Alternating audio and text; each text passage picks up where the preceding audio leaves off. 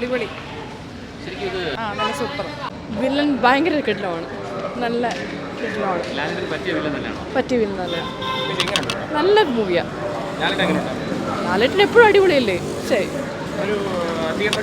നല്ല എക്സ്പീരിയൻസ് ആയിരുന്നു. ഇല്ല, നല്ലതായിരുന്നു. കുറേ നാൾക്ക് ശേഷം അടിപൊളി മൂവിയായിരുന്നു. നന്നായിട്ട് ഇഷ്ടപ്പെട്ടു.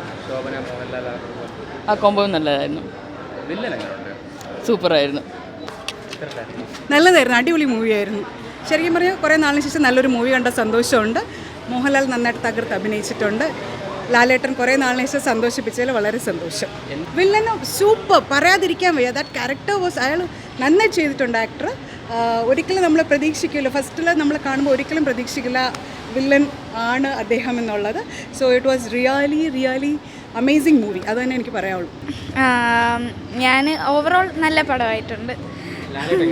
സൂപ്പർ. ലാലേട്ടൻ്റെ കുറേ നാളെ ഇങ്ങനത്തെ ഒരു പടമൊക്കെ കണ്ടിട്ട് എനിക്ക് ഇങ്ങനത്തെ റോളാണ് ലാലേട്ടൻ ചെയ്യുന്നതിൽ ഇഷ്ടം. മുണ്ട് പടക്കുന്ന ലാലേട്ടൻ. സെക്കൻഡ് ഹാഫ് അടിപൊളി. അടിപൊളി, കൊള്ളാം.